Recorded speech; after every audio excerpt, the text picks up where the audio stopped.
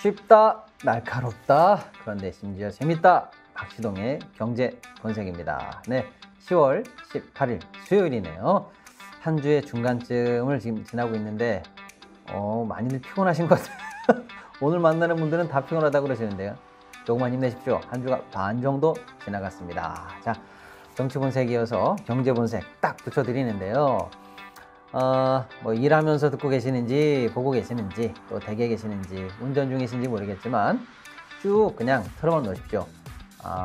쭉 듣다 보시면 언젠가 이제 경제를 보는 눈이 뜨이고 귀가 뻥 뚫리는 그런 날이 올 겁니다. 돈 버셔야죠. 돈 되는 방송, 경제에 도움이 되는 방송, 박시동의 경제 본색입니다. 오늘도 여러분들이 아시면 좋을 만한 경제 뉴스 제가 딱 피가 되고 살이 되게 잘 정리해 드리고요. 또 특히 많은 분들이 관심 갖고 계시는 오늘은 반도체 관련해서 후반에 집중적으로 다뤄 드리도록 하겠습니다. 많이들 궁금하시죠?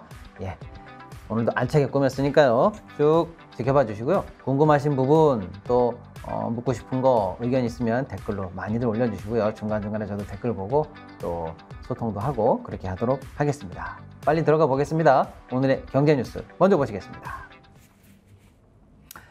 자, 저희가 준비한 코너죠. 경제 뉴스 그게 나랑 무슨 상관? 상관 있다. 상관 있게 알려드리겠습니다. 첫 번째 소식입니다. 미국발 소식이네요. 미국의 소매 판매 통계가 나왔는데 여러분 미국의 통계만 나오면 일단 움찔움찔하죠. 도대체 미국은 경제가 뜨거운 거야 안 뜨거운 거야? 그렇습니다. 그래서 미국이 뜨거워야 좋은 걸까요? 차가워야 좋은 걸까요? 그때 다릅니다만 지금은 이겁니다. 여러분 잘 모르시는 분이 많이 계실 수도 있으니까 그냥 쉽게 알려드릴게요. 지금은요 미국 경제가 좋다, 잘 나간다 하면은 그게 안 좋은 소식입니다. 그런 게 다 있어. 그렇습니다. 코로나 때 특히 미국이 돈을 왕창 풀었죠. 그래서 그 돈이 너무 많이 풀리니까 인플레가 됐죠. 그러니까 그 시중에 많이 풀린 돈을 다시 한번 쭉 뽑아야 되겠다라고 해서 미국이 고금리를 가져갑니다. 그래서 금리를 왕창 높여서 돈을 쭉 뽑아들이고 있는데 그렇게 해서 미국이 낸 처방전이 약발을 받아야 될 텐데 약발이 받는다는 게 뭘까요, 여러분? 경기가 수축하고 있다. 돈이 쭉 몰리면서 경기가 냉각되고 있다라는 겁니다. 그러면 이제 그런 약발이 받는 거를 보고 나면 이제 됐다. 이제 충분히 냉각이 됐고 돈도 많이 흡수됐으니 이제는 다시 금리를 내리고 경기를 좀 이제는 다시 살려보자라고 하는 것을 시장은 기대하고 있는데 미국이 고금리라는 주사를 계속 놓고 있는데 이 주사가 약발을 안 받으면요. 더 큰 주사, 더 독한 주사 놓는 거 아니야? 라고 시장이 놀라겠죠. 그래서 지금 경기가 좋다, 무슨 지표가 좋게 나왔다라고 하는 거는 앞으로 약이 더 세지면 세졌지 약이 끊긴다든지 주사가 끊긴다든지 할 일은 없겠구나 이렇게 받아들이는 겁니다. 자, 그래서 미국 통계 하나 나온 게 또 시장을 또 들었다 놨다 했나 봅니다. 자세히 보겠습니다. 미국의 소매 판매 지표가 나왔는데 시장의 예상치를 훌쩍 넘었다. 그러다 보니까요. 깜짝이야. 그래서 다시 한번 미국 금리가 꿈틀꿈틀해서 17년 만에 최고치를 돌파했다라는 소식입니다. 너무 중요하니까요. 자세히 알려드릴게요. 자, 이날 미국 금리 시장에서 오른 금리가요. 2년 만기 국채 수익률이 무려 0.09%나 올라서 무려 5.2를 기록했습니다. 그래서 2006년 이래 최고치를 또 갱신했다라는 소식입니다. 세계적으로 그래도 좀 더 통용되는 벤치마크는요 10년짜리인데요 10년물 국채 수익률은 4.85, 무려 하루아침에 0.15%나 올랐다라고 해서 이것도 사실상 16년 최고치에 근접한 수준까지 올랐다는 얘기입니다. 왜 이렇게 올랐어? 방금 말씀드린 것처럼 소매 판매가가 올랐다는 건데요 7,049억 달러로 전월 대비해서 0.7% 올랐다. 이런 수치 너무 어렵죠? 안 외우셔도 됩니다. 그냥 이렇게 보시면 돼요. 시장이 내려갈 거다라고 했으면 내려갔네. 그러면 놀라질 않아요. 근데 시장이 내려갈 거다라고 했는데 올랐다. 또는 시장이 올라가겠지라고 했던 지표가 반대가 됐다. 이럴 때 시장이 출렁거리는 거거든요. 시장은 0.2% 정도 살짝 오르겠지라고 전망을 했다는 거예요. 그런데 무려 3배가 넘는 0.7% 이상의 증가치가 나왔다. 깜짝 놀랄 일이죠. 자, 그러다 보니까 시장에서는 아직도 미국 경기가 뜨거운 거다라고 생각하고 도대체 어떤 약을 더 써야 되나라고 놀랬다. 이렇게 보시면 되겠습니다. 한편 저희 경제본색 많이 보시는 분들은 이미 아시겠지만요. 미국의 국채 금리가 계속 지금 뭐 불안불안한 게 한 3, 4주 넘었습니다. 그래서 뭐 5를 뚫고 7일간에 뭐 이렇게 해서 세계적으로 굉장히 불안 심리를 만들어 냈었는데요. 전쟁 때문에 사실상 소강 상태에 들어갔었습니다. 최근 한 일주일 사이에 급속히 안정세를 보였었죠. 예. 이유는 두 가지인데요.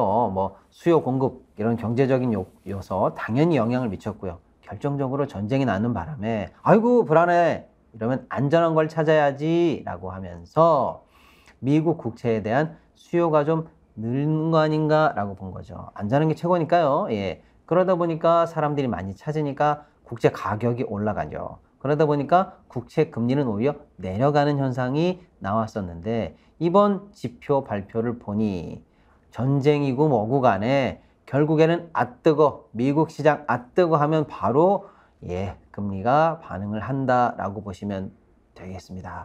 너무나 중요한 이슈이기 때문에요. 이 이슈가 우리나라 증시에 오늘 영향을 미칠까요? 당연히 미치죠. 우리 금리에 영향을 미칠까요? 당연히 미치죠. 우리 금리도 현재 엄청나게 올라가면서 미국 금리를 따라잡고 있다. 시장에서도 오늘 아주 화들짝 놀란다고 지금 제 친구들, 후배들, 펀드 매니저들 전화 와서 난립니다. 야, 상황 어때? 전화했더니 뭐 말도 시키지 마세요. 그 정도입니다. 예, 너무나 중요한 뉴스이기 때문에 헤드라인으로 올려드렸고요. 미 국채 금리가 불안하고 시장이 불안한 거 저희가 계속 팔로우업 해가지고요. 나중에 한번 여러분께 쉽게 정리해서 이렇게 돌아가는 거구나 라고 알아들으실 수 있게 한번 정리하는 코너도 만들어 드리겠습니다. 자, 다음 뉴스 보시겠습니다. 또 미국발 소식입니다. 이것도 그러면 왜 또 미국발 소식이 이렇게 중요한 거야? 예, 중요하죠. 왜 중요하냐 여러분? 우리나라는 수출이 경제의 80%인 나라입니다. 예, 내수가 20%밖에 안 되는 나라예요. 일본은요, 반대라고 보시면 됩니다. 내수가 8, 수출이 2. 중국이나 미국 같은 나라는요, 인구도 크고 사이즈도 크니까 자체 경쟁력만으로도 그냥 시장이 굴러가는 나라다 보시면 됩니다. 우리는요, 처지가 그렇지가 않아요. 우리는 무조건 수출로 먹고 사는 나라다. 그냥 숙명이다 이렇게 보시면 됩니다. 자, 그런데요. 수출이 잘 되면 나라가 잘 되는 거 그래 이해했다 이거야. 그런데 수출의 반이 뭘까요? 반이 좀 뻥 좀 보태서요. 반이 반도체입니다. 뻥 좀 많이 보탰죠? 뻥이 사이즈가 이렇게 너무 뻥이 셌나? 수출의 반이 반도체인데 그 반을 건드리는 거 그 수출의 반은 반도체, 반도체 반은 중국. 이렇게 보시면 쉽습니다. 우리나라의 먹고 살 일의 80%는 수출의 반은 중국, 수출의 반은 반도체, 반도체 반은 중국. 예, 헷갈리시. 쉽게 정리하려고 그러는데 더 어렵네요. 예, 아무튼 결국에는 반도체와 중국이 우리나라 경제에 키를 쥐고 있다. 그래서 반도체 소식이 어떻게 되는 거야? 중국 소식이 어떻게 되는 거야? 라고 나오면 그냥 무조건 바로 우리나라 경제에 직격탄이다. 이렇게 보시면 되겠습니다. 너무 중요합니다. 그래서 오늘 후반에 반도체 집중적으로 잘 다뤄드릴 거예요. 자, 그런데 미국이요, 중국의 반도체 시장에 대해서 이미 통제 조치를 하고 있습니다, 여러분. 예. 왜냐? 미국은 이렇게 생각합니다. 반도체는 이제 더 이상 경제 문제가 아니야. 이거는 국가 안보야. 그래서 상무부, 국무부 할 거 없이 미국에서 있는 중국을 통제하기 시작했죠. 중국이 더 이상 자라나는 걸 우리가 볼 수가 없어. 기어오르는 거 용서 못해. 그럼 어디를 질러야 되겠어? 반도체야. 라고 해서 중국에 대해서 대중 반도체 다양한 통제 정책을 이미 하고 있습니다. 그런데 추가 조치를 냈다는 겁니다. 추가 조치. 자, 그래서 수출 통제가 더 강화된다라는 얘기입니다. 핵심적인 이번 추가 조치는 뭐냐? 저사양 AI, 인공지능 관련한 칩 금지시키겠다라는 소식입니다. 이게 어제 미국 시장에도 직격탄을 줬고요. 우리도 영향이 적지 않을 거다라고 해서 가져와 봤습니다. 자세히 보면요. 그동안 중국이 미국의 제재 조치에도 불구하고 가만히 보니까 어디 가서 이렇게 반도체가 끊기고 잘 안 돼야 되는데 그래도 잘 연명하고 있네 봤더니 이거였습니다. 중국에 수출을 하려고 하는 반도체 회사들이 고품질, 고사양 반도체를 미국에 수출하지 못하게 하니까 그래, 사양을 조금만 낮추면 되겠지. 쉽게 얘기하면요, 자동차도 5000cc 이상은 팔지 마! 고급차는 팔지 마! 이렇게 돼 있다면 그래 뭐 4800cc 팔면 되겠지. 3500cc 팔면 되겠지라고 해서 저사양으로 해서 약간 낮춰서 허들을 낮춰서 수출을 하고 있더라. 그러니까 그 정도만 해도 타는데 문제가 없더라. 이렇게 된 거죠. 또 한편으로는 고사양 반도체를 그럼 중국이 어떻게 수입을 했나 봤더니 본사가 중국에 있어서 수입이 안 되더라.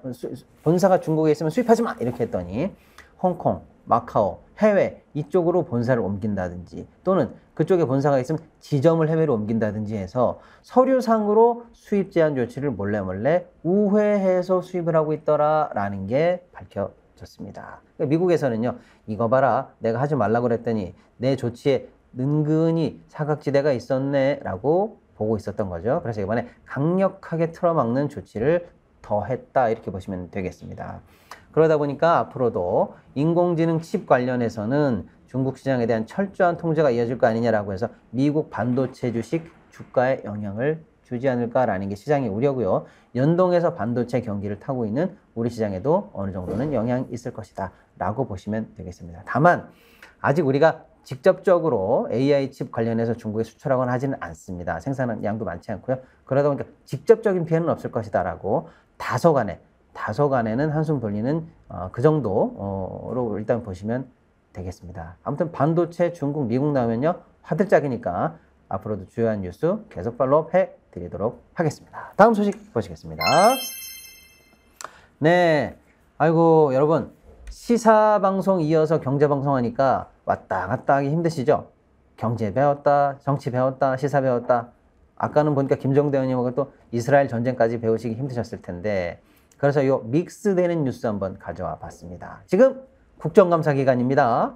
국정감사가 뭐 하는 거야? 그렇습니다. 국민의 대표죠. 국회의원은 국민의 대표입니다. 내가 주인이야. 이거 정부가 왜 이렇게 일을 못하는 거야? 진짜 한번 따져봐야겠어. 라고 할 수 있죠, 여러분. 그래서 장관 나와봐. 누구누구 나와봐. 그렇게 하면 되겠어? 라고 감사를 하고 따져 묻고 싶은데 전 국민 5천만 명이 다 갈 수가 없으니까 국민의 대표인 국회의원이 1년에 한 번 날을 잡고 행정부를 불러내서 그동안 잘했네 못했네 하는 일을 감사하는 기간입니다. 자, 그런데 국회는 여러 부서가 있죠. 그래서 이제 시사와 경제의 접합점이 여기서 나옵니다, 여러분. 국회에서는요, 이번에 정무위원회가 금융, 경제 이쪽을 담당하는데요. 정무위원회에서 그동안 1년 내내 우리 사고 쳤던 금융회사들 있죠.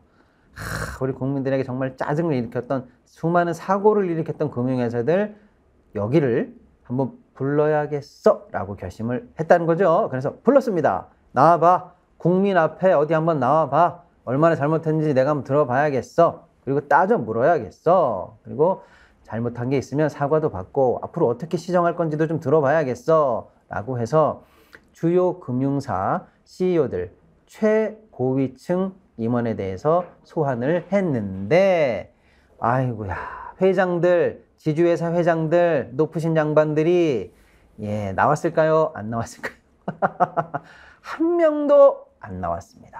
한 명도 안 나왔어요. 다 어디 갔냐? 그 높으신 국회의원들이, 국민의 대표 국회의원들이 불렀는데 다 어디로 도망갔나 봤더니 지금 모로코로 도망가 있습니다. 모로코. 거긴 왜 도망갔나? IMF하고요, 세계은행, 월드뱅크에 연차 총회가 있습니다. 연차 총회가 1년에 2번 있는데요. 봄, 가을에 있는데 늘 이 시간에요. 늘 이맘때 합니다. 연차니까 1년에 한 번씩이요. 그러니까 아주 금융사 회장들이나 지주회사 회장들은요, 국회에서 불려 나온다면은 저 IMF 총회 갑니다. 세계은행 총회 갑니다. 이러면서 외유성 휴가를 내놓고 홀라당 미국으로 미국이 아니고 이번에는 모로코에서 열렸습니다. 모로코로 도망을 갔다는 얘기입니다. 그래서 이번에 회장들은 한 명도 나오질 않았고요. 높으신 양반들 없으니까 쫄딱우들이 나와야겠죠. 그래서 그 회사에 법적인 문제가 있으면 내부적으로 통제하는 사람을 법적으로 이름을 딱 정해놨습니다. 여러분, 이름이 좀 생소하실 수도 있어요. 준법 감시인. 이게 정확한 법적 용어입니다. 감사 뭐 이런 거랑 다른 거예요. 호텔 지배인 이렇게 용어가 있잖아요. 예, 준법 감시인은 법적인 용어입니다. 그래서 금융사마다 준법 감시인을 법에 두도록 돼 있어요. 그 준법 감시인들이 높으신 회장들 대신해 가지고 쪼로록 불려 나왔다는 소식입니다. 자, 그래. 꽁 대신 닭이다. 그럼 준법 감시인들 무슨 얘기하나 국회의원들이 물어봤겠죠? 쭉 제가 한번 여러분들 대신해서 정리해 보도록 하겠습니다. 이렇게 얘기했다는 거예요. 신한은행 준법감시는 저희가 그동안 내부 통제 관련해 가지고 좀 미흡한 점, 일부 미흡한 점, 그리고 작동 과정에서 조금 운영되지 못한 점이 있었습니다. 앞으로 잘 좀 노력해 보겠습니다. 여러분 어떤 생각이 드세요? 예, 하나만한 얘기였다. 하나만한 얘기였다. 학생들 불러다가 뭐라고 하니까 앞으로 공부 열심히 할게요. 예, 하나만한 얘기죠. 그런 얘기 했다는 거고요. 우리은행 준법감시는요. 여러분 우리은행은요. 좀 눈여겨보셔야 됩니다. 왜냐? 이미 700억 원대의 초대형 횡령 사건 우리가 알고 있죠? 예, 그런 사건을 겪었던 은행에서 뭐라고 했나 봤더니 지난해 횡령 사태로 국민들을 실망시켜 드려서 죄송합니다. 앞으로 실질적 감사를 하도록 잘 노력하겠습니다. 예, 하나마나한 얘기, 또 하나마나한 얘기 했습니다. 하나은행도 마찬가지고 하나마나한 얘기고요. 랩인가? 하나은행이 하나마나한 얘기. 자, 그리고 국민은행은 여러분 이것도 기억하셔야 됩니다. 국민은행이 올해 큰 금융사고에 쳤습니다. 어떤 사고를 쳤냐? 증권 업무를 대행하는 직원들이 고객이 오는 거죠. 그래서 고객이 와서 저희 이번에 뭐 주식 관련해서 뭐 무슨 신고를 할 겁니다. 뭐 주식 관련해서 무슨 뭐 총회를 할 겁니다. 이렇게 증권 관련한 업무를 대신 맡깁니다. 근데 그 고객이 그 증권 관련 업무를 맡기기 위해서 찾아오면서 내부적인 얘기를 했겠죠.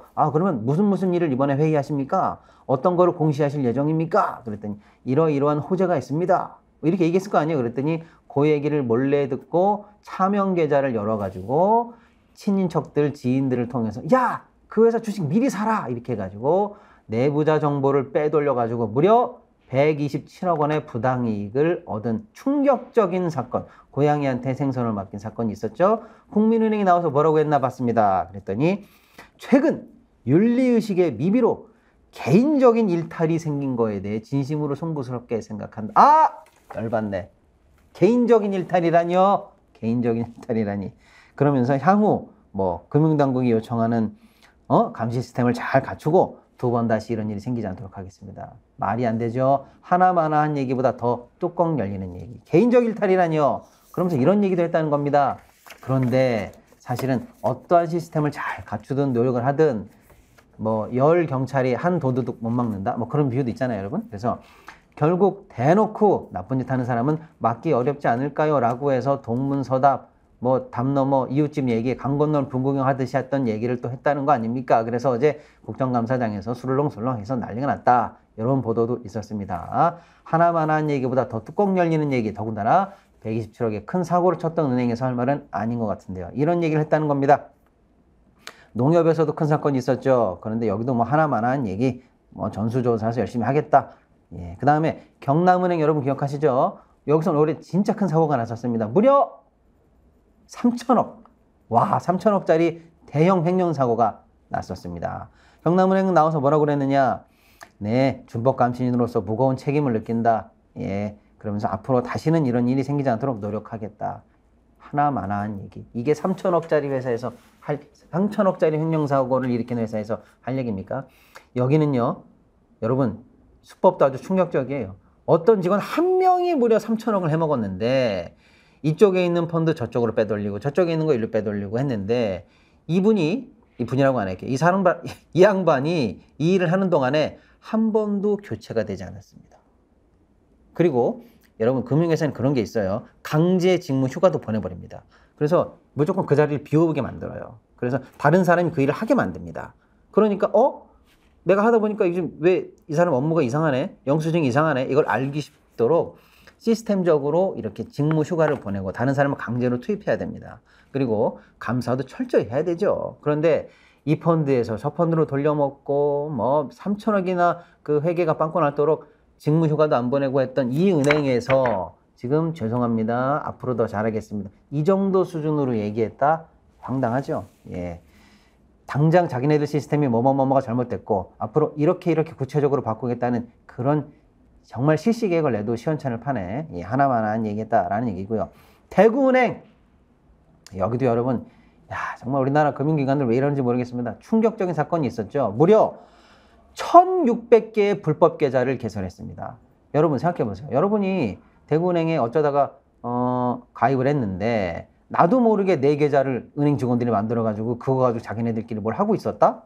너무나 충격적이잖아요. 일군 은행에서요. 사채업자도 아닌데 무려 그것도 1600개 계좌가. 이런 대구은행에서는 적절치 못한 업무 처리가 있었습니다. 앞으로 보완해서 이런 일을 하지 않도록. 이게 하나만한 이런 얘기들 진짜. 아무튼 시사와 경제를 짬뽕한 뉴스인데 여러분 들어보시니까 어떠세요? 국정감사에서 여러분이 국민으로서 딱 이분들한테 이런 얘기 들었을 때 정말 짜증나지 않았을까요? 회장은 도망갔고 밑에 사람 나와가지고 하나만한 얘기하고 실질적 개선책이나 정말 뼈저린 반성 같은 거는 찾아볼 수 없었다면 아이고 답답해라. 아무튼 국정감사 이런 일이 있었다라는 소식 전해드리겠습니다. 다음 소식 보시겠습니다. 네, 외환시장이 개방된다. 아이고 깜짝이야. 그래서 외국 금융기관이 드디어 내년 1월부터는 본격적으로 우리나라의 환율 시장에 뛰어들게 됐다라는 소식입니다. 조금 구체적으로 설명드려 볼게요. 자, 내년 1월부터 우리나라 이제 시장을 열 건데 거기에 이제 참여할 수 있는 외국계 은행들한테 등록을 받기 시작했다는 거예요. 그래서 지금 약 30여 곳이 드디어 이제 오늘부터 등록을 시작할 수가 있게 됐다라는 얘기입니다. 사실상 외환시장의 첫 조치가 첫 번째 테이프가 끊어지면서 새로운 단계로 넘어가고 있다라는 소식입니다. 올 초부터 사실은 전 이거 참 이름이 마음에 안 드는데 외환시장 선진화 조치, 선진화 방안 이러면서 정부가 시장을 개방하려고 준비는 해왔었습니다만은 예전에는 어떻게 했냐면 우리나라에서 외환시장에 참여하려면요. 여기 직접 지점을 내거나 우리 허가받은 은행을 통해서 주문을 내거나 이런 식으로 관리가 됐었는데 이제는 그런 거 필요 없다. 직접 해. 내가 등록 열어줄 테니까 너도 우리 이 링에 올라와서 선수로 뛰어. 이런 얘기입니다. 시장을 열어젖혔다.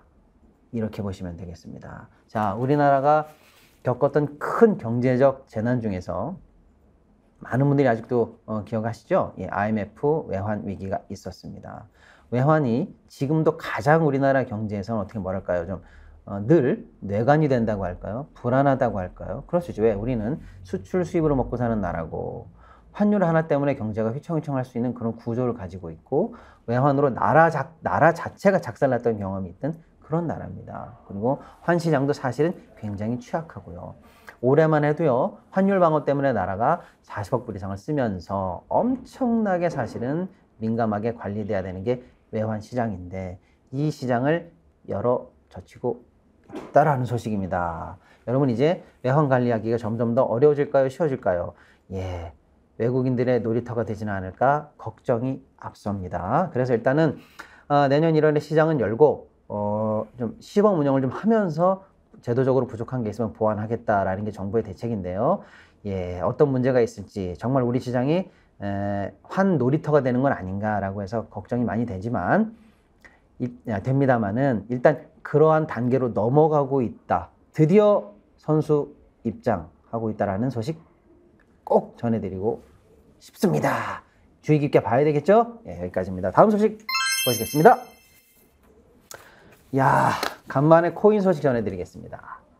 코인! 여러분 코인 하세요? 저는 안 합니다. 우리 제작진 코인 하세요? 코인 하시는 분? 네. 아무튼요. 코인 관련해서 어제 세계적으로 큰 뉴스가 있었네요. 네. 여러분, 코인의 대장 코인이 어딜까요? 대장 코인. 코인 엄청 많죠? 조금 비하하는 용어긴 하지만 잡코인도 많고 하지만요. 그래도 여러분이 아시는 거 있잖아요? 제일 큰 거? 비트코인이 있습니다. 비트코인. 그런데 비트코인 하나 얼마일까요? 요즘 잘 모르겠어요. 하시는 분 많지만 저도 잘 모르겠어요. 왔다 갔다 하는데 대충 3천만 원 언저리다. 이렇게 보시면 될 것 같아요. 자, 여러분. 아니, 내가 비트코인 하나 살려고 해도 3천만 원이나 있어야 돼? 부담스럽죠. 부담스럽습니다. 그래서 머리를 굴립니다. 코인에는 투자하고 싶은데, 잘 들어보세요. 코인에는 투자하고 싶은데, 실물 계좌를 열어가지고 내가 코인을 직접 내 주머니, 내 지갑, 월렛이라고 하는데요. 내 월렛에 코인을 담기에는 사이즈도 크고 또 그 과정도 복잡하고 계좌 들여야 되고 월렛 관리도 해야 되고 이거 피곤한데 이런 분들이 계시죠? 그래서 세계적인 금융회사들이 여기에 바로 시장에 니즈가 있구나라고 해서 새로운 금융상품을 만들고자 합니다. 그게 뭐냐? 그게 저 기사 뒤에 보이시죠? 비트코인 현물 ETF라는 겁니다. 비트코인 현물 ETF. 일단 저걸 아셔야겠죠? 저것 때문에 어제 코인 시장이 시끌시끌했다는 거예요. 야, 뭐냐? 예, 직접 코인을 여러분이 사지 않고요. 여러분은 ETF를 사면 되는데 ETF는 뭐냐? 어떤 자산과 연계된 펀드인데 그게 주식처럼 상장이 돼 있다. 아우 뭐 어려워. 예, 어렵습니다. 이렇게 생각하시면 돼요. 그냥 주식을 여러분이 사는 것처럼 금융상품을 사고 팔 수 있게 주식시장에 올려놨다 이렇게 생각하시면 됩니다. 그러면 내가 살고 팔고 하는 건 주식인가? 예, 주식이에요. 그런데 내가 살고 팔고 하는 그 주식의 ETF가 실질적으로 투자하고 있는 상품이 뭐냐? 그게 예를 들어서 여러분 뭐 집이다 그러면 뭐 집 ETF 이렇게 되는 거죠. 예, 그런데 비트코인에 투자하는 ETF라는 건 뭘까요? 그러면 나는 ETF를 사고 나처럼 투자자들에게 모여진 그 돈을 가지고 회사가 현물 ETF, 현물 비트코인을 직접 산다는 거잖아요. 그러니까 나는 간접적으로 비트코인을 사는 효과를 보게 되겠죠, 여러분? 예, 바로 그겁니다. 그래서 세계적인 자산운용사 블랙락이라든지 이런 회사들이 미국의 증권거래위원회라고 있습니다. SEC. 미국의 SEC에다가 이렇게 얘기한 거죠. 아이고 우리 증권거래소 양반님들 저 세계적으로 유명한 자산운용사인데요. 제가 상품 하나 만들겠습니다. 뭔데? 이거 좀 허락해 주십시오. 뭔데? 예, 비트코인에다 투자하는 ETF를 만들어서 그 ETF를 주식시장에 올린 다음에 투자자들에게 거래하도록 할 겁니다. 라고 해서 상품 현재 신청되어 있는 상황입니다. 그러면요. 이게 만약에 미국의 증권거래위원회에서 좋아. 그 상품도 충분히 상장될 만한 상품이야 라고 해서 오케이가 나면 어떻게 될까요? 많은 분들이 이제 돈으로 ETF를 투자하시면 되고 그 회사를 믿고요. 직접 내가 비트코인 안 사도 되겠죠. 그리고 거기서 모인 돈으로 그 거대한 운용사들이 이제 비트코인을 직접 사겠죠. 그럼 어떻게 될까요? 비트코인은요. 사는 사람이 많아지고 특히 큰 자금에서 사니까 거래가 활발해지고 가격이 오르겠죠. 바로 그겁니다. 야, 설명이 너무 길었죠, 여러분. 그래도 들어보시면 감이 좀 오시지 않으세요? 예. 그래서 현재 상품 대기 중인데 어저께 바로 가짜뉴스가 시장에 핵폭탄을 날렸다는 겁니다.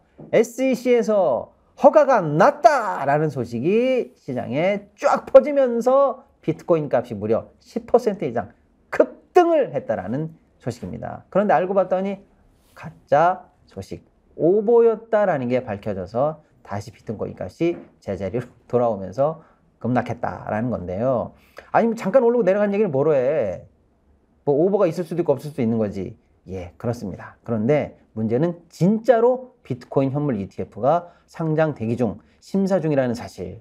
이게 그래서 비트코인 업계와 금융업계가 모두가 주목하는, 쉽게 말하면 세계에 있는 모든 금융사들이 사실은 주목하는 뉴스입니다. 그래서 저게 뚫리나 안 뚫리느냐가 엄청나게 초미의 관심사라는 거. 그거를 알려드리려고 저 뉴스를 가져왔습니다. 자, 어저께 가짜뉴스 폭등 소식 때문에 저 상품이 통과돼야 된다는 사람들은 거 보십시오. 시장에 얼마나 기대가 많습니까? 라는 걸 저 가짜뉴스 사건을 오히려 근거로 삼고 있고, 아유 위험합니다 라고 하는 사람들은 거 보십시오. 얼마나 비트코인 시장이 취약합니까? 뉴스 한 방에 그냥 10%씩 오르락내리락 하는 그런 자산을 어떻게 금융상품에 담도록 합니까? 라고 해서 이 뉴스가 저 비트코인 현물 ETF의 찬성파와 반대파 모두가 다 인용하면서 향후에 자기네들의 유리한 근거로 활용하고 있다는 소식인데요. 아무튼 저 소식이 세계 금융과 비트코인 시장과 심지어 우리나라의 코인 시장까지, 그래서 자산 시장까지 다 영향을 미치고 있다. 그래서 팔로우해야 되는 뉴스다. 그렇게 한번 정리해 드리겠습니다. 마지막 뉴스 보시겠습니다. 배 아픈 소식입니다. 배 아픈 소식이에요. 예, 태어나자마자 배당을 받고 있는 슈퍼 다이아몬드 수저가 무려 7,425명이라는 거다. 영세인데 주식이 엄청 많아. 그래서 배당이익을 받고 있어요. 그게 무려 7,425명이고요. 미성년자인데 건물주야. 그래서 임대료를 받고 있어. 몇 명이야? 봤더니 3,136명입니다. 같은 사람인지 다른 사람인지 모르지만 그냥 제가 한번 더해가지고 대충 보면 10,000명입니다. 예, 중복 감안하고요. 예, 저 10,000명. 예, 어리고 영살입니다만은 예, 형으로 부르도록 하겠습니다. 돈 많으면 형인가? 네, 그렇습니다. 자, 씁쓸한 소식이죠. 우리나라의 이 자산 불평등을 극명하게 보여주는 수치가 아닐까라고 해서 기사가 나왔는데요. 좀 자세히 볼게요. 부의 편중이 심화되는 가운데 자녀들에게 사실은 절세 증여를 미리 했다 이렇게 봐야 되겠죠. 그리고 조기 증여를 함으로써 근무수저를 물고 태어난 주식 근무수저를 물고 태어난 영세 배당 소득자가 무려 전년 대비해서 30배 이상이 늘었다. 그래서 2020년에 이어 21년까지 늘어서 무려 7,425명이나 됐다라는 소식이고요. 또 저건 이제 영세라는 얘기한 겁니다, 여러분. 영세가 아니고요. 미성년자까지 확대하잖아요. 미성년자까지 확대한 주식 부자를 찾아보니까 몇 명인지 아세요, 여러분? 67만 명입니다. 야, 미성년자 주식 부자. 그래서 배당받고 있는 사람이 무려 67만 명. 형이라고 부를 사람이 이렇게 많네요. 큰일 났네요. 예, 엄청 많은 거죠. 예, 그리고 미성년 임대소득자는 5년간 꾸준히 늘어서 아까 말씀드린 것처럼 3,136명에 이르렀다라는 소식입니다. 서울 기준으로 했을 때 이 미성년 임대소득자의 한 해 평균 임대소득은 2천만 원 정도로 추정이 된다고 합니다. 평균이니까요.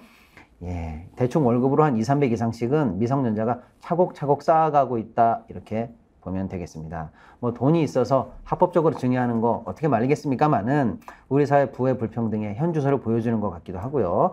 혹시나 증여세, 혹시나 임대소득세, 혹시나 배당소득세 관련해서 탈세, 탈루가 없는지 한번 꼼꼼하게 살펴봐야 된다라는 의미에서 경각심도 좀 알릴 겸해서 소식을 가져와 봤습니다. 오늘 그게 나랑 무슨 상관? 여기까지입니다.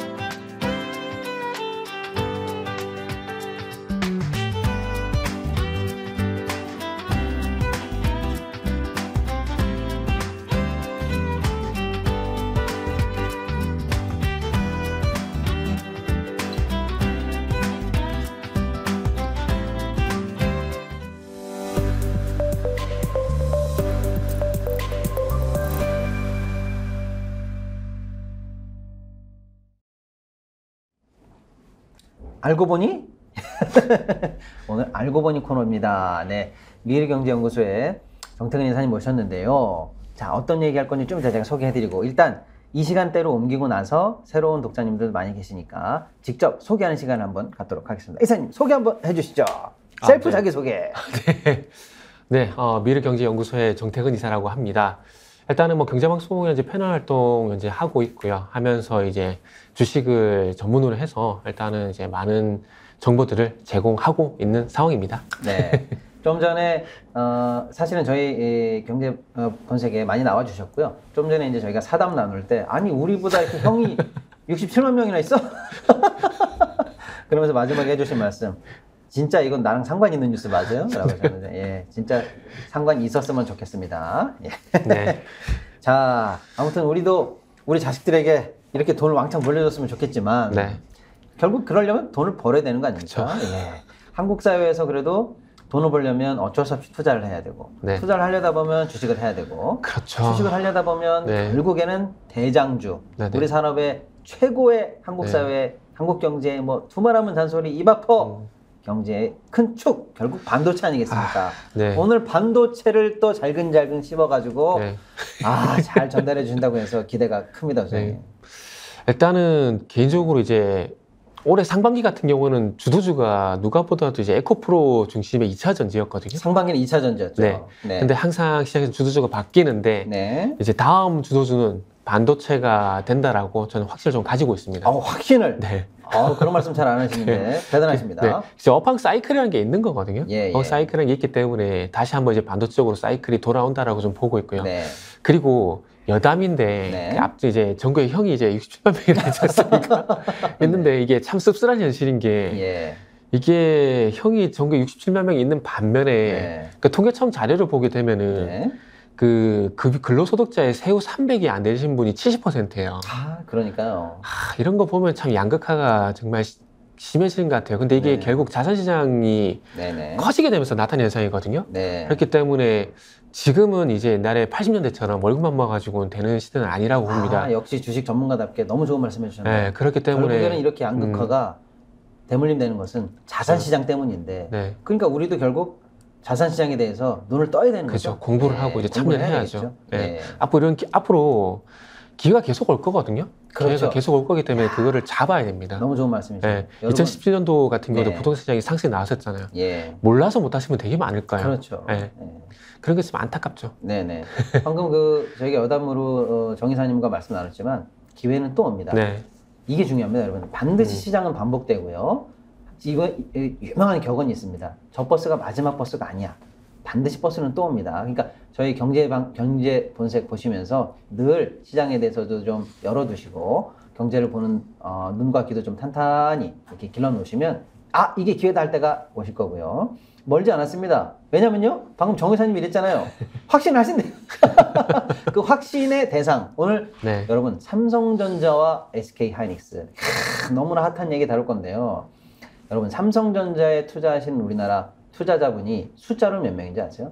뻥 좀 보탤게요. 700만입니다. 뭐 630만이냐 680만이냐 왔다 갔다 하니까 대충 봐서 700만 명입니다. 700만 명이 삼성전자 주식을 가지고 계신다라고 보시면 네. 거의 국민기업이나 마찬가지예요. 그러니까 삼성전자에 몰린 분이 엄청 많아요. 언제 올라가나? 근데 삼성전자 주식이 올라가고 삼성 잘 되면요. 국민재산이 늘어나는 거나 마찬가지거든요. 네, 그렇죠. 오늘 너무나 중요한 이슈 다루니까 꼭 관심 가져주시고요. 특히 우리 PD 삼성전자 때문에 좀 울고 있어요 지금. 네. PD를 보면서 잘 좀 설명해 주세요. 네, 기사님. 들어가 보겠습니다. 이거 어떡하죠? 이게 네, IT는 반도체 들어가 볼게요. 네, IT 이제 반도체는 이제 대장이 삼성전자보다는 이제 하이닉스라고 생각을 하고 있거든요. 이야, 그것도 굉장히 중요한 포인트입니다. 네, 이게 왜냐하면 하이엔드 디램 쪽으로 가게 되면서 주도권을 삼성전자가 뺏겼어요. 야, 그게 대표적인 게 HBM이거든요. HBM. 네. 어렵습니다. 그러면 지금 충격적이네요. 네. 아까 제가 말씀드린 것처럼 삼성전자가 누가 봐도 대장이고 국민기업이라 네. 했는데 지금 이사님 말씀에 따르면 아니야. 네. 유행과 꼭지, 선도가 네. 그래도 좀 넘어오는 느낌이야. 근데 이유가 뭐냐? HBM이야. 네. 그게 뭡니까? 그거 DDR5도 마찬가지입니다. 네네네. 마찬가지. 근데 저 여담인데 저는 개인적으로 예전에 삼성전자 액면 분할을 저는 안 하길 바랬거든요. 처음에 120만 원 네. 막 할 때. 네, 저는 액면 분할에서 주가 간다고 생각 전혀 안 했어요. 100만 원이 얼마였더라? 그때 250만 200만 원이었어요. 원이었죠. 네, 250만 정도 제가 기억을 하고 예, 있거든요. 예. 근데 과거에 액면 분할했던 기업들 한번 찾아보게 되면 액면 분할 네. 하고 난 다음에 향후 1년에서 2년간 주가가 안 가요. 안 그런 것도 있고요. 그리고 네네네. 소위 말하는 이제 100만 원 넘어가게 되면 황제조라 얘기를 하잖아요. 그렇죠. 이 얘기 지금 말씀드리면은 우리가 이 백으로 얘기되게 되면 이제 뭐 소위 말하는 샤넬백이라든지 네네네. 그 차로 얘기되면 독일 3사 이제 뛰어넘어가지고 그 네. 위에 이제 포르쉐 얘기 나오잖아요. 네. 그런 것들이 왜 가치가 있냐면은 비싸고 가지기 힘들기 때문에 저는 가치가 있다라고 보는 거거든요. 네. 삼성전자도 마찬가지로 봅니다. 250만 원 정도 되게 되면은 누구나 갖고 싶잖아요. 근데 가질 수 없기 때문에 그만큼 가치가 더 올라간다고 보거든요. 아하. 그 워렌 버핏 같은 경우도 그 회사 이름이 뭐죠? 네네네. 생각이 안 나는데 그 회사도 네. 주가가 제가 여러분 알기로 퀴즈 올려드릴게요. 워렌 네. 버핏의 투자회사 이름 댓글 갑자기 올려주십시오. 갑자기 제가 기억이 저도 안 지금 나요. 기억이 안 나요. 까먹었어요. 댓글 네. 먼저 올리시는 분 있잖아요. 워렌 버핏. 그래서 주가가 1억이 넘어가요. 그러니까요. 그래서 그만큼 이렇게 넘어가는 그만큼 가치가 있기 때문에 계속 올라가는 거거든요. 그래서 네. 앞으로 저는 황제주 같은 기업들이 나오게 되면 저는 분할이라든지 분할이라든지 이런 것들 안 했으면 좋겠어요. 그러니까 옛날에 250만 원 하던 게 더 많이 투자하십시오, 더 많이 가지십시오 해가지고 액면 분할해가지고 지금 최하 때 예를 들어서 5만 원이 깨지는 만에 했으니까 네네. 250만 원짜리가 쉽게 말하면 5만 원짜리가 된 거라고 봐야 되겠죠. 네. 그때서부터 사실은 좋은 건 아니었다라고 했는데 어쨌거나 지금 그래도 삼성인데 최근에 네. 만년 2등일 줄 알았더니 SK가 그러니까요. 치고 올라간다. 네. 그게 HBM 때문이다. 네네. 라고 하는데 HBM 자체를 모르시는 분들도 계시거든요. 대충 이해만 하게 설명해 간단합니다. 네네네. 간단합니다. 만약에 이게 디램이라고 칠게요. 예. 이거를 하나, 둘, 셋, 넷 이렇게 쌓아놓은 거예요. 아하. 쌓아가지고 본드로 붙여놓은 거예요. 아. 정말 쉽게 말씀드린 그런 거예요. 예, 예. 디램을 이제 하나, 근데 둘, 그걸 왜 셋, 넷. 쌓아서 왜 붙인 겁니까? 왜냐하면은 네. 이게 우리가 컴퓨터 같은 경우 랜카드 이게 더 꽂게 되면 성적이 좀 네. 좋아지잖아요. 네네. 그랑 똑같은 거예요. 아. 그러니까 저장을 더 많이 하게 되고 연산을 하게 되면서 그 연산 속도를 또 높여주게 되는 거죠. 아, 그러니까 네. 더 뛰어난, 더 지금 자료 나오듯이 더 고역대폭의 네네. 고해상도의 말 그대로 더 기술 집약적인 반도체 경쟁이 네네. 들어가고 있었는데 그거를 새롭게 만드는 게 너무 힘든데 네네. 혁명적으로 야, 네. 뭘 그렇게 옆으로 늘리고 뭐 이렇게 해. 네네. 그 안에서 그렇게 미세하게 쪼개 싸! 네. 이렇게 된 거죠. 그러니까 그런 거예요. 그러니까 자동차 예. 엔진 하나가 있잖아요. 네네. 거기다 엔진 하나 더 붙여놓은 거예요. 네. 그럼 차의 그 엔진 성능이 네. 속도라든지 마력인지 되게 많이 올라갈 수밖에 없잖아요. 그냥 그런 거라 보시면 될 것 같아요. 그러니까 HBM은 말 그대로 고대역폭 메모리 반도체인데 네. 만드는 원리는 기존에 있던 반도체를 층층 쌓는 게 핵심 기술이거든요. 메모리가 많기 때문에 고대역폭이라 얘기하는 거예요. 그렇죠. 그런데 그게 왜 SK가 저거를 가지고 선두를 잡아가는 겁니까? 제가 볼 때는 SK 하이닉스도 몰랐어요. 이렇게 될 줄. 아, 왜냐하면은 이거를 개발할 당시에 예, 전부 돈 안 한다고 안 한다 그랬거든요. 네. 근데 SK 하이닉스는 끝까지 찾고 있었던 거예요. 아, 그러니까 네. 세계 경쟁사들은 야 그거 쌓는 기술 그거 하면 뭐해? 그러니까요. 그냥 진짜로 더 쉽게 말하면 그 엔진 자체를 더 고출력으로 네. 잘 만들면 되지 했는데 그렇죠. SK는 붙여버린 거군요. 그죠. 엔진을 고출고 만든 게 아니라 엔진을 두 개를 두 개를 만들어버린 거죠. 차에다 두 개를 붙여버린 차기를 거죠. 두 개 붙이면 네. 되지. 이렇게. 이걸 누가 타? 이렇게 됐었던 거죠. 아, 그러니까 네. SK는 남들이 안 하는 걸 어쨌거나 고집스럽게 어쨌든 일단 붙잡고 고집스럽게, 있는 네. 바람에 여기에서 선두를 잡은 겁니까? 그런 거죠. 그런데 그런 말씀 주신 것은 그걸 누가 타 했는데 그걸 누가 삽니까? 엔비디아가 삽니다. 아, 엔비디아. 네. 엔비디아는 또 뭡니까? 엔비디아는 설명 좀 대표적으로 해주시죠. 우리가 이제 그래픽 카드 얘기 되게 많이 하잖아요. 네. 그러니까 그 GPU 이제 매출이 가장 많은 회사라 보시면 될 것 같아요. 아. 그리고 이제 데이터 센터 매출도 있긴 한데 네. 우리가 소위 GPU 얘기할 때는 항상 탑, 엔비디아 얘기를 되게 많이 하죠. 이게 정말 예상치 못했어요. 그 올해 초에 예. 챗 GPT가 나올 거라는 건 누구도 예상을 못했었거든요. 아, 챗 GPT 네. 때문이군요. 그쵸. 그러니까 하이닉스 제가 서두에도 농담삼아 말씀드린 게 하이닉스가 이렇게 될 줄 몰랐다고 말씀드린 게 그겁니다. 아하. 2023년도에 챗 GPT가 나올 거라는 건 누구도 예상 못했어요. 아. 누구도 예상 못했어요. 그렇죠. 그러니까 그 사실은. 운때가 이제 하이닉스가 맞은 거죠. 아, 네. 그러니까 챗 GPT 쉽게 말하면 AI 네네. 시대가 본격적으로 이렇게나 빨리 도래하면서 네. 엄청나게 많은 데이터를 학습하는 게 사실 프로그램의 네네. 핵심 아닙니까? 그렇죠. 그러다 보니까 빨리빨리 처리하는 네. 진짜 고대역폭 반도체가 너무나 필요했는데 네네. 마침 네. 이 엔비디아라든지 이런 회사들에게 정말 꼭 필요한 이 처리 용량이 빨리빨리 돌아가야 네. 되는 이 칩을 SK는 그냥 고집스럽게 갖고 열심히 네. 연습해 왔던 건데 이게 이게 시장이 빵 터진 네. 건가요, 그러면? 간단하게 말씀드리면은 예. 바둑을 두고 있는데 옆에 이차원 구단이 훈수를 주는 건 똑같은 효과라고 보시면 돼요. 아하. 그렇기 때문에 이게 성능이 상당히 그래서 그만큼 성능이 상당히 좋을 수밖에 없고 네. 이게 AI로 이제 AI 반도체 얘기 되게 많이 하잖아요. 네네. 그래서 생성형 AI 얘기 되게 많이 하는데 네. 그만큼 이제 처리해야 될 어떤 학습량이 초고다가 되고 그렇죠. 양도 많아지게 되는 예, 겁니다. 예. 그렇게 되면 이게 빨리빨리 돌아가야 되거든요. 네. 근데 그게 부치면상이 발생될 수밖에 없기 때문에 옆에서 이창훈 만약에 바둑을 예들게 되면은 네. 옆에서 이창훈 구단 같은 경우에 이게 바둑을 수를 둘 때마다 옆에서 훈수를 빨리빨리 더 주는 거죠. 네, 네, 네. 그래서 군집이 빨리빨리 나가게 그런 네. 효과가 발생이 되는 거죠. 그러면 결국엔 이제 SK 하이닉스가 만든 네네. HBM 반도체가 엔비디아에 사실상 납품되면서 세계적으로 보면 그러면 HBM 시장에서는 선두로 올라간 겁니까? 1등이죠. 아, 그렇습니까? 거의 독점이라 보시면 돼요. 야, 운이 터졌네. 네, 그렇죠. 아하. 독점으로 들어가는 상황에서 이제 앞으로 예. 나오는 차세대 모델까지 SK 하이닉스가 다 잡고 있다고 보시면 될 것 같아요. 아, 확실하게 그러면 그 HBM 시장에서는 이니셔티브를 잡은 겁니까? 그렇죠. 그냥 아. 뭐 엔비디아의 메인 공급사로 이미 선정이 됐다라고 보아도 무방한 그러니까 상황이기 세계 때문에. 최대 반도체 네. 회사인 사실상 현재 음, 가장 핫한 엔비디아의 메인 공급처입니까, SK가? 그렇죠. 아, 그래서 SK가 지금 주가가 네. 그나마 물론 더 뚫어야 네. 된다는 분도 계시겠지만 지금 그래서 시장만 많이 오른 괜찮아지면 거군요. 하이닉스는 더 간다고 봐야 돼요. 저기 지금 차트 나오네요. 그럼 SK 하이닉스의 그동안 HBM 개발 연역이 쭉 나오는데 세계 최초로 여러 개를 했네요. 그렇죠.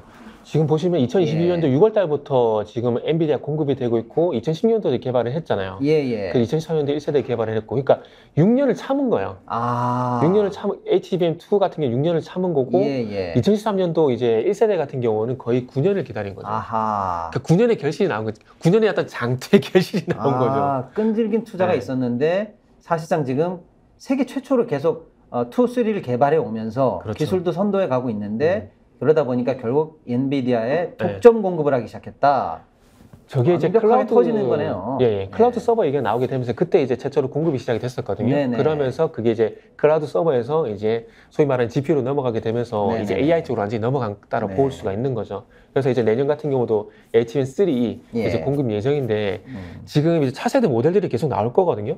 그렇겠죠. 지금- 반도체도 점점 네네. 좋아지니까요. 그렇죠. 네. 그래서 이제 올해 H100을 이제 엔비디아가 공급을 하고 있는데 내년 예. 같은 경우 이 다음 모델 다음 모델. B100이라는 모델이 예. 또 나올 거거든요. 아하. 내년 2분기에. 네. 그래서 거기도 공급이 진행될 거고. 예. 그리고 이제 차세대 AI용 이제 슈퍼 GPU라 그러는데 이게 GH200인데 네. 여기 CPU랑 같이 이제 결합이 돼요. 결합이 예. 되는데 거기에 이제 들어가는 GPU, 네. GPU 안에 들어가는 또 HBM3E 예. 이게 하이닉스 독점 공급이라 봐야 돼요. 네네. 뭐 삼성전자 얘기 나오고 있는데 네. 소위 말하는 콜 테스트를 통과를 못했어요. 그 좀 이따 한번 삼성 네, 넘어갈 때 한번 그거 자세히 좀 말씀드릴게요. 해주세요. 네. 아니 그것도 좀 아무튼 뭐 우리나라 회사니까 아무튼 뭐 누가 잘하나 상관없지만 어쨌거나 SK 하이닉스가 방금 말씀드린 것처럼 네네. 2세대, 3세대 잘 나가고 있고 지금 이사님 말씀에 따르면 네. 다음 세대 것까지도 지금 뭐 개발에 그렇죠. 압도적으로 지금 현재 일단 네네. 제일 앞서서 달려가고 있는데 네.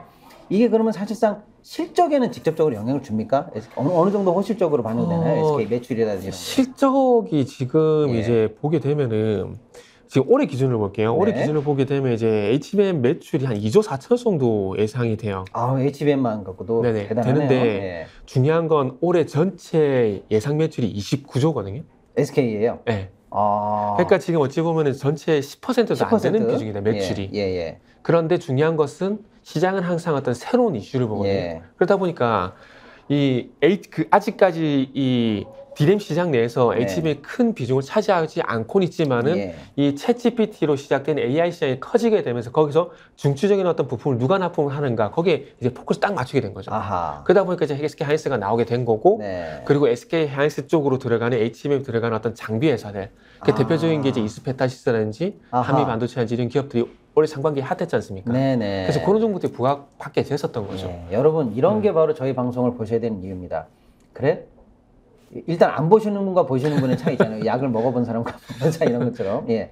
일단 방송을 보셔서 그래? SK 하이닉스가 뭔가 그런 아무튼 뭐 엔진 두 개를 막 이어갖다 붙인 그런 반도체 같은 걸로 세계적인 회사에 지금 독점 네. 납품한데 여기까지는 좋죠. 네. 그러면 여러분 SK 자체를 투자할지 말지를 이제 고민해 보시면 되겠고요. 또 하나는 SK 혼자 잘 나가는 게 아니거든요. 방금 그렇죠. 이사님 말씀처럼 네. 협력사, 네네. 거기에 또 장비를 생산하는 장비사, 네네. 뭐 디자인 필요한 네. 거라든지 뭐 연료를 내는 거나 네네. 재료를 내는 그런 회사들이 동반해서 같이 올라가는 거죠. 네네. 아하. 그러니까 이런 종목들이 앞으로 계속해서 나올 겁니다. 아하. 나올 거고 대표적인 게 최근에 DIT라는 종목이 최근에 주가 흐름이 상당히 괜찮은데 네네. 이 종목이 이제 SK 하이닉스 쪽으로 이제 레이저 어닐링이라는 장비를 공급하게 됐거든요. 원래 네. 이 장비 같은 경우 이오 테크닉스라는 종목만 이 장비를 만들어서 삼성전자라든지 그리고 이번에 TSMC 쪽으로 네. 납품을 잡았었거든요. 네네.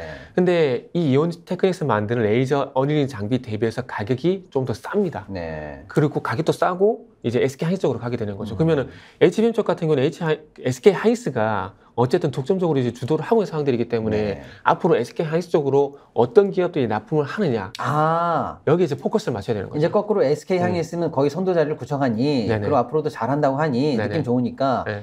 거꾸로 이제 SK 하이닉스가 장비를 늘려가고 설비를 늘려가고 그렇죠. 할 때 예를 들어서 어떤 반도체 말 때 예를 들면 거기 이제 어떤 광소재라든지 네네. 뭐 하다못해 뭐 그런 여러 가지 소재가 많지 소부장 않습니까? 같은 것. 그런 것들을 소부장 업체가 우리 SK랑 거래선이야 이렇게 네네. 하면 그 회사도 주목을 해야 된다. 그렇죠. 무조건 봐야죠. 아하. 네. 그런데 이렇게 그러면 SK도 잘 나가고 SK 하이닉스에 납품하는 협력사들이라든지 여기도 이제 주목해 봐야 되는데 네네. 다시 아까 말씀드린 것처럼 네. 다시 돌아간다면 우리의 대장 네. 삼성은 이 시장을 그러면 내놓고 지금 어떻게 되는 겁니까 지금? 지금 이제 안간힘을 쓰고 있어요. 그 표현이 확 와닿는데요. 안간힘을 쓰고 안간힘? 있어요. 네. 천하의 삼성이 HBM 시장에서 안간힘입니까? 이게 중요한 건 네. 이게 수율 문제가 그러니까 수율 문제를 포함한 퀄 테스트를 통과를 해야 되거든요. 그러니까 삼성도 야 네. 그래도 그 엔진 우리는 원래 고출력 엔진 집중했는데 네. 우리도 엔진 2개 붙일 수 있어 네. 라고 해서 엔진 붙인 걸 만들었는데 네네.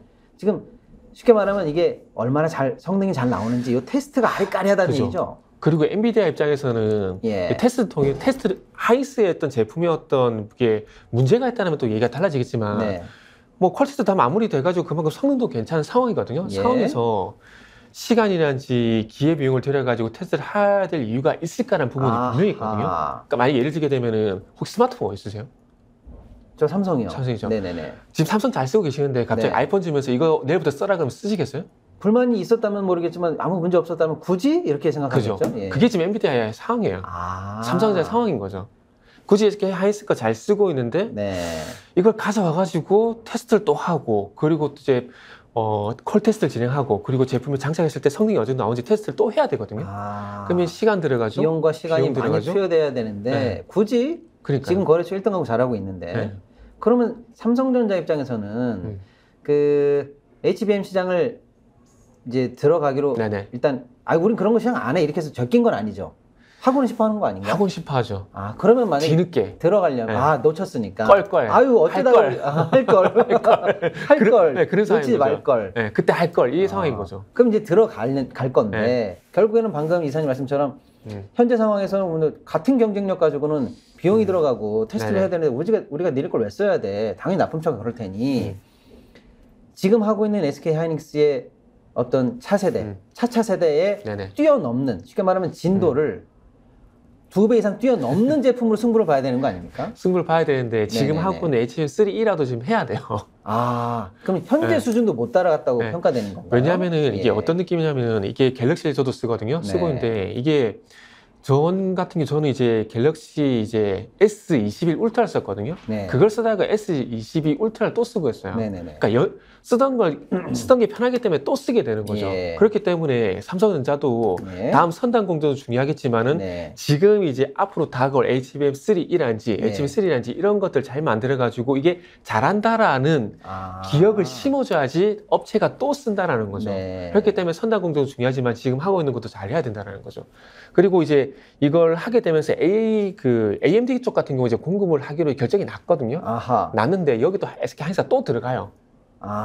거기 또 피트. 근데 중요한 건 이제 GPU 시장 같은 경우는 이제 엔비디아가 80%, 네. AMD가 20%거든요. 네네. 그럼 누가 보다도 엔비디아 쪽은 무조건 잡아야 돼요. 그렇죠. 돈 벌려면. 예. 돈 벌려면 우리가 그러니까 자선 사업 결국에는 삼성이 엔비디아를 뚫어내야 되네요. 영업력이든 기술력이든 해서. 무조건 뚫어야 됩니다. 근데 그 상황이 지금 어떻게 됩니까? 뭐 지지난주인가 네. 한국에 와서 뭐 협의를 했다는 소문도 돌았다. 그러니까 잘 될 거라는 소문이 났다가 잠깐 이틀 주식이 올랐다가 야 갔다 왔더니 별거 아니었대. 그래서 또 내려갔다가 막 설왕설래 하거든요. 네. 뭐 소문의 정체를 우리가 알 수는 없겠습니다만 어떻게 보십니까 시장에서는? 이게 이렇게 납품이 쉽지 않을 거라고 저는 개인적으로 생각을 했거든요. 네네. 거기에 대해 이제 이유는 조금 전에 충분히 좀 말씀드렸다고 생각이 들고 네. 이게 이제 샘플 테스트를 하기 위해서 이 HBM3 제품을 줬는데 네. 이게 발 문제하고 수율 문제가 발생이 되게 되면서 통과 실패했어요. 그건 충격적인데요. 그러니까 일단 네. 샘플 테스트 하라고 물건을 줬는데 네. 쉽게 말하면 테스트에 통과를 못했다 그 네. 제품이. 그리고 지금 시제품을 공짜로 주겠다고 얘기하는데 또 엔비디아 거절하고 있어요. 심지어 우리 만들어 놓은 거 많거든. 갖다 써. 공짜로 줄게요. 근데 지금 근데도 거절하고 있어요. 괜찮거든. 이런 상황인가요? 네. 거기선 그렇게 얘기하고 하이스 쪽 가서는 빨리 물량 좀 더 달라고. 더 달라고. 내년 2분기에 GH200하고 B100이 네. 나오니까 거기에 들어간 물량 좀 빨리 달라고. 예. 계속 독촉을 하는 상황이에요. SK 하이스 쪽 같은 경우는. 그래서 한쪽에서는 웃고 있고 한쪽에서는 아, 이거 망했네. 이렇게 실망스러운 그런 상황이 되는 거죠. 그러면 당분간 네. 어쨌거나 당분간 삼성이 엄청나게 기술적인 뭔가를 보여주고 완성도를 보여주지 네네. 않는 한 그렇죠. 당분간은 하이닉스를 따라잡기는 어렵네요. HBM 그쵸. 시장에서는요. 그래가지고 엔비디아가 이제 이렇게 조건부 계약을 제시한 거죠. 네. 4분기까지 수율을 올려라. 아, 그럼 삼성에게 써주겠다. 아. 쓰겠다가 아니라 써주겠다. 만들어 와. 네. 확실하게. 네, 만들어. 그럼 우리가 써줄게. 아. 이렇게 된 거죠. 쓰겠다가 아니라 써줄게. 아. 어감이 많이 차이 나잖아요. 그래서 사실은 네. 현재 주가가 SK 하이닉스하고 삼성하고 사실상 더블 스코어거든요. 그죠. 그게 그리고- 결정적으로 현재 지금 주가의 네. 향배를 가르고 있는 건가요? 그리고 최근 주가 예. 흐름을 보게 되면 하이닉스는 시장 때문에 지금 12만원대 돌파를 못하고 있었거든요. 예. 근데 삼성전자는 계속 좀 꺾였었어요. 네네. 꺾였기 때문에 그런 현상이 차이가 난 이유, 그리고 외국인들이 예. 물론 삼성전자도 사지만은 삼성전자보다는 하이닉스를 더 많이 사는 이유가 결국에는 네. 이제 엔비디아, HBM 이걸 보는 거죠. 아하. 네. 알겠습니다.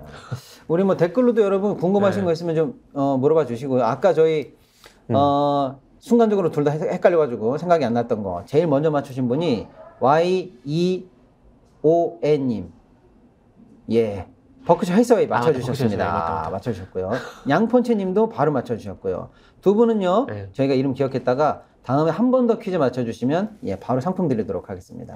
제가 커피 쿠폰 쏠게요. 아 그럴까요? 네. 알겠습니다. 그러면 YEON님하고 아까 뭐라고 그랬죠 제가? 양펀치님 요 두 분은 저희가 커피 쿠폰으로다가 네. 모시겠습니다. 제일 빨리 맞춰주신 고수님으로 인정하도록 하겠습니다. 자 아무튼 오늘 사실은 여러분 어려울 수 있지만요. 네. 이게 우리 경제를 움직이는 큰 영역에서 일어나는 진짜 반도체 전쟁이고요. 또 사실은 세계적으로 현재 AI, GPT 시장에서 우리 업체들이 선점하고 있다는 또 기분 좋은 소식일 수도 있고요. 결국에는 삼성과 SK 하이닉스 둘 다 승리하는 게 국가 경제를 위해서도 좋은 네. 거니까요. 아주 기분 좋게 또 관심 있게 봐주셨으면 좋겠습니다. 그래서 우리가 좀 결론을 내보자면 네네, 좀 마무리 좀 해주시죠. 결론 내보자면은 네네. 둘 다 갈 겁니다. 아하. 삼성전자, 하이닉스 둘 다 갈 거예요. 둘 다 갈 건데 그렇지 삼성이 또 포기하겠어요. 그죠? 삼성인데 네. 뭐. 예. 주가는 둘 다 갈 건데 네네네. 주가 탄력은 삼성전자보다 SK 하이닉스가 더 좋을 가능성이 높다. 아하. 이렇게 정리하겠습니다. 알겠습니다. 아주 어려운데 또 핫한 주제 오늘 정 이사님과 함께 저희가 알고 보니 예, 이렇게 이런 내용이었다라고 오늘 짚어봤습니다. 오늘 좋은 말씀 감사합니다. 아이, 감사합니다. 네, 오늘도 경제방송 어떻게 잘 보셨는지 모르겠습니다. 내일 또 알찬 소식으로 찾아뵙도록 하겠습니다. 예, 오후에는 스픽스 아시죠? 예, 4시 50분에 뉴스를 발라드립니다. 그래서 또 찾아주시고 늘 저희 스픽스 좋은 방송으로 여러분 준비하도록 하겠습니다. 내일 뵙겠습니다. 감사합니다.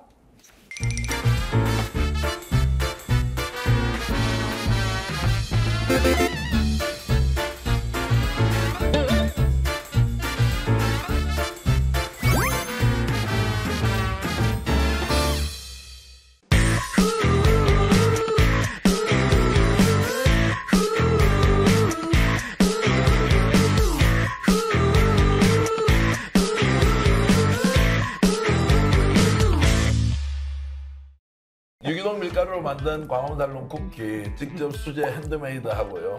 방부제도 안 들어가고요. 첨가제 같은 것도 안 들어가고 순수하게 유기농 밀가루로 다른 재료를 섞어서 하기 때문에 여러분 드셔보시면 아 건강한 쿠키다 이런 생각 드실 텐데요. 쿠키 종류가 많아서 골라 먹는 재미가 맛있어요. 있고 택배로도 받으실 수 예, 있죠. 예, 근데 맞습니다. 직접 와서 드시면 좋은 게 여기 또 커피가 맛있어서 예. 같이 먹으면 또 맛있더라고요.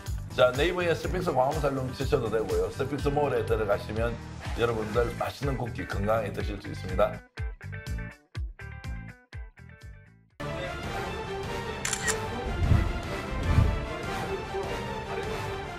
뉴스는 가시 돋친 생선과 같습니다. 잘 발라 드셔야 됩니다. 제가 발라드리겠습니다. 노종면의 뉴발.